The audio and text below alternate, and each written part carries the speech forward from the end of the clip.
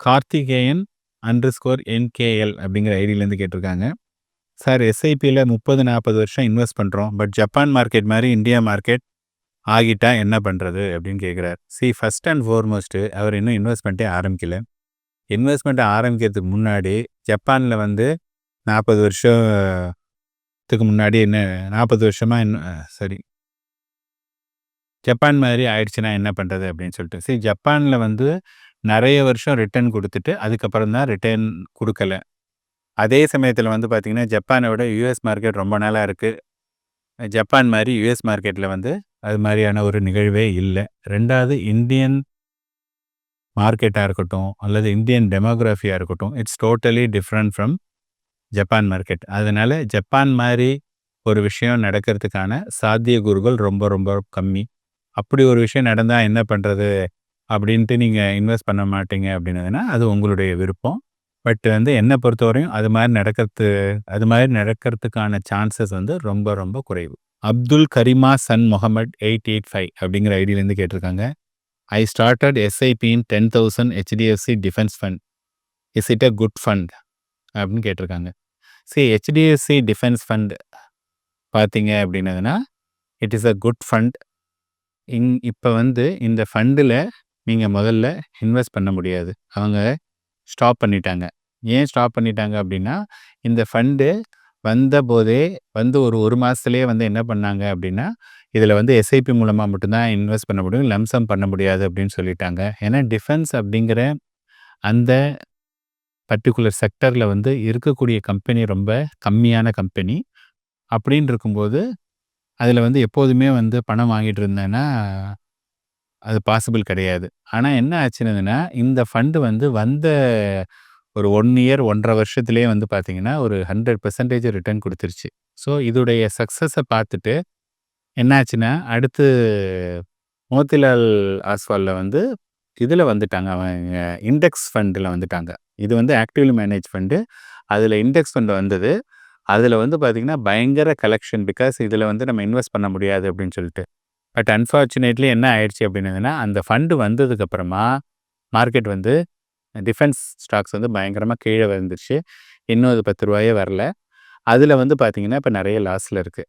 So first and foremost வந்து HDFC defence fund is a good fund தான். But rally வந்து கண்ணாப்பண்ணான்னு ஆயிடுச்சு. இப்போ முதல்ல நீங்கள் அதில் இன்வெஸ்டே பண்ண முடியாது. அதனால் நீங்கள் வந்து ஸ்டார்டட் எஸ்ஐபின்னு போட்டிருக்கீங்க. ஆல்ரெடி நீங்கள் பண்ணியிருக்கிறதுனால அது வந்து கண்டினியூ பண்ணுங்கள். உங்களுக்கு வந்து பெட்டர் வந்து பார்த்தீங்கன்னா ஒரு diversified fund will be a better option. Next question Ramesh Muthuraj 8074 அப்படிங்கிற ஐடியிலேருந்து கேட்டிருக்காங்க. ஹலோ சார், கோல்டு பீஸில் இன்னும் எவ்வளவு கம்மியாகிறதுக்கு வாய்ப்பு இருக்குது அப்படின்னு கேட்டிருக்காங்க. நீங்கள் வந்து ஒவ்வொரு ஸ்டாக்குமோ அல்லது ஒரு கமாடிட்டியோ எவ்வளவு கம்மியாகும் அல்லது எவ்வளவு ஏறுங்கிறது யாருக்குமே தெரியாது. இப்போ பார்த்தீங்கன்னா கோல்டு பீஸ் வந்து ஒரு 7% 8% வந்து in a matter of ஒரு 2 வீக்ஸில் வந்து இறங்கியிருக்கு. இது வந்து ஒரு நல்ல இறக்கம். ஓகேங்களா? நீங்கள் வந்து கோல்டு மேலே எனக்கு வந்து ரொம்ப கான்ஃபிடென்ஸ் இருக்குது, கோல்டு வந்து நல்ல ரிட்டர்ன் கிடைக்கும், லாங் டேர்மில் வந்து எனக்கு நல்லா வரும் அப்படின்னு நினச்சிங்கன்னா இப்போ இந்த 7-8% வந்து it's a good opportunity. But இன்னும் கீழே இறங்காதா அப்படின்னா சொல்ல முடியாது. இறங்கிறதுக்கான வாய்ப்பு இருக்குன்னு கேட்டிங்கன்னா வாய்ப்பு வந்து இறங்கிறதுக்கு இருக்குது ஷார்ட் டேர்மில். பட் வந்து எவ்வளவு இறங்கும் அப்படிங்கிறதெல்லாம் தெரியாது. அதனால் நீங்கள் வந்து லாங் டேர்ம் அண்ட் உங்களுக்கு கோல்டு மேலே வந்து உங்களுக்கு ஈடுபாடு இருக்குது அல்லது அது நல்ல ரிட்டர்ன் வரும் அப்படின்னு நீங்கள் நினச்சிங்கன்னா தாராளமாக அதில் இன்வெஸ்ட் பண்ணலாம். நெக்ஸ்ட் கொஸ்டின் அரசி K4579 அப்படிங்கிற ஐடியிலேருந்து கேட்டிருக்காங்க. My age is 38. ஐ ஆம் doing SIP 12,000 per month. Now I have 2 lakhs. Can I invest in lump sum for other 20 years? In which fund should I invest? Give you suggestions sir அப்படின்னு கேட்டிருக்காங்க. அவங்களுடைய age வந்து 38 வயசுன்னு சொல்லியிருக்காங்க.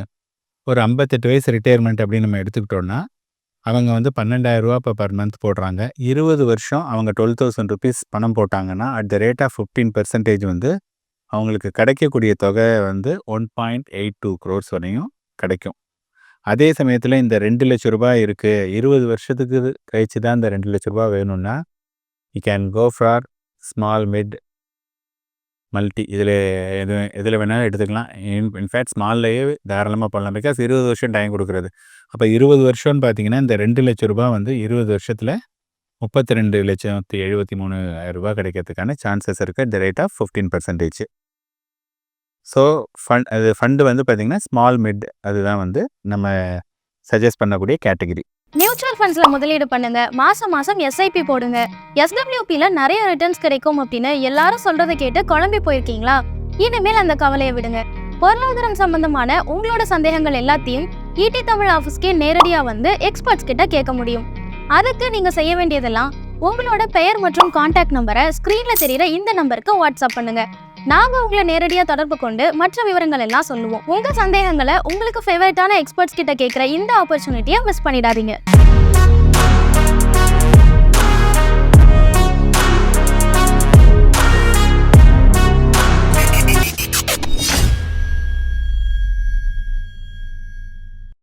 மேலும் ED Tamil சேனல்ல வரப்போகும் பிசினஸ் மற்றும் அது ரிலேட்டடான வீடியோவை பார்க்க உடனே கீழே இருக்க சப்ஸ்கிரைப் பட்டனை கிளிக் பண்ணுங்க.